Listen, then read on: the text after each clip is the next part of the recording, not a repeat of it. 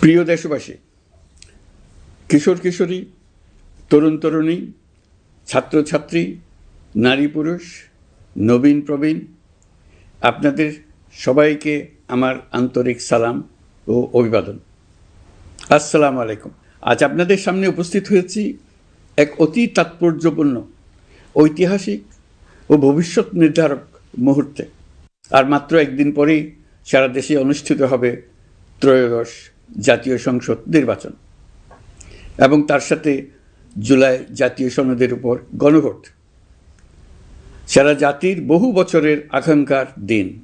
আমি গভীর শ্রদ্ধা ও বিনম্রতার সঙ্গে স্মরণ করছি মহান মুক্তিযুদ্ধ ও জুলাই গণঅভ্যুত্থানের সকল শহীদকে, যাদের রক্তের বিনিময়ে আমরা বাংলাদেশ পেয়েছি এবং স্বৈরাচার বিরোধী দীর্ঘ লড়াই সংগ্রামের সাফল্যের পর আজ আবার গণতান্ত্রিক উত্তরণের যুগ সন্ধিক্ষণে দাঁড়িয়ে আছি।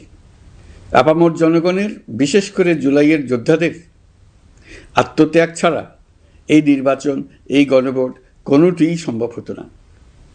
সমগ্র জাতি তাই তাদের কাছে চিরঋণী।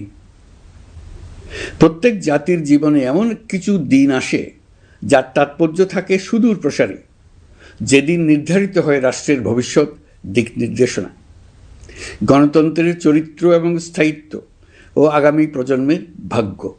আগামী পরশু ঠিক তেমনি একটা দিন, যেদিন দুটি ভোট অনুষ্ঠিত হতে যাচ্ছে।